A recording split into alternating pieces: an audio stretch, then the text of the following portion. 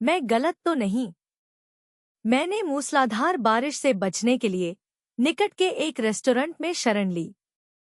एक तरफ खड़े होकर जबरदस्त भीड़ का जायजा ले रही थी कि एक जाने पहचाने चेहरे पर नजर टिक गई। 15-16 साल बाद नागेंद्र को देख रही थी। वही खूबसूरत व्यक्तित्व, बस समय ने कुछ लकीरें उभार दी थी चेहरे पर। वह बैठने के लिए स्थान तलाश रहा था कि उसकी नजर मुझ पर पड़ी और वह बेझिझक दौड़ता हुआ मेरे निकट आ गया। उसके चेहरे के भाव बता रहे थे मुझे देखकर वह कितना हैरान और प्रसन्न था।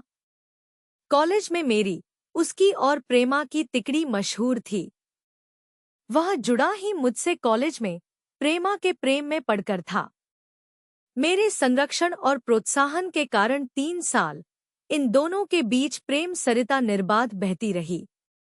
विवाह की बात आई तो दोनों के परिवारों ने अड़ंगा डाल दिया, आर्थिक स्थिति और जात पात को लेकर।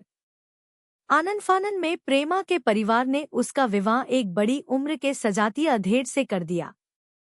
उन्हीं दिनों मेरे पिताजी को भी कुछ कारणों से वह शहर छोड़ना पड़ा और मैं नागेंद्र से बिना मिले चली गई।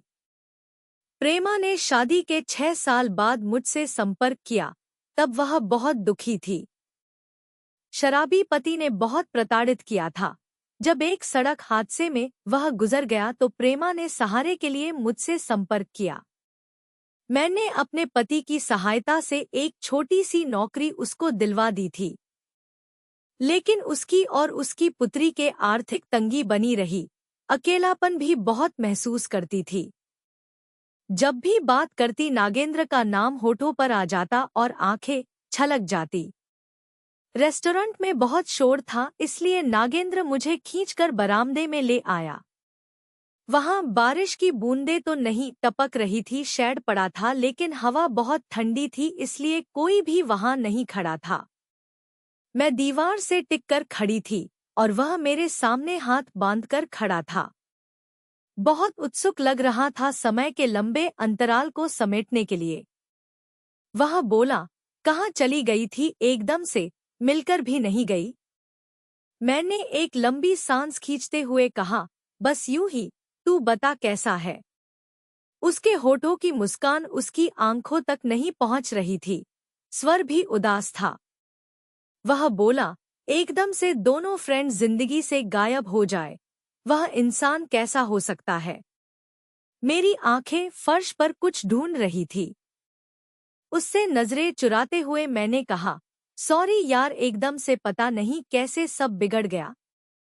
अपने जज्बातों को संभालते हुए बोला, कुछ पता है वह कहाँ है? कैसी है? मैंने हैरानी से उसकी तरफ देखते हुए पूछा, तू अभी भी उसको याद करता है? क्या शादी नहीं की तूने? वह बहुत भावुक हो रहा था। बोला, शादी तो माँ ने अपनी सेहत का वास्ता देकर करवा दी थी, लेकिन धड़कने तो वह ले गई थी अपने साथ। बस समय काट रहा हूँ। मेरा मन प्रसन्नता से भर गया। प्रेमा का दुख मुझसे देखा नहीं जाता था। मैंने पूछा, तो तू उससे अभी भी प्यार करता है? उसने मेरी दोनों बाहें अपने हाथों से पकड़ी और आंखों में आंखें डालकर बोला, कुछ भी कर सकता हूँ उसके लिए, एक बार पता बता दे, सब कुछ छोड़कर चला जाऊंगा उसके पास। मैं उसको प्रेमा के बारे में बताने ही वाली थी कि अनायास मुंह से निकल गया, और तेरी पत्नी का क्या होगा, बच्चे भी तो होंगे? वह बड़े इत्मीनान से बोला, वह बहुत सीधी औरत है, मैं जैसा चाहूंगा वह मान जाएगी। उसको महीने का खर्चा दे दिया करूंगा। मैं प्रेमा को अपनी बहन की तरह प्रेम करती हूँ, लेकिन उसकी खुशी के लिए किसी और स्त्री का अधिकार नहीं छीन सकती। मेरे मन में विचार आया, वैसे वह स्त्री ऐसे पति के साथ खुश क्या होगी जो किसी और की याद में जीता हो? मुझे इन दोनों को मिलवा देना चाहिए, शायद नियति भी यही चाहती होगी। लेकिन नहीं, मैं एक औरत होकर एक औरत का अधिकार छीनकर दूसरी औरत को कैसे दे सकती हूँ? नियति की अगर यही मंशा है, तो भी मैं बानक नहीं बनूंगी। उसे कोई और माध्यम ढूंढना पड़ेगा। नागेंद्र उत्सुकता से मेरे जवाब का इंतजार कर रहा था।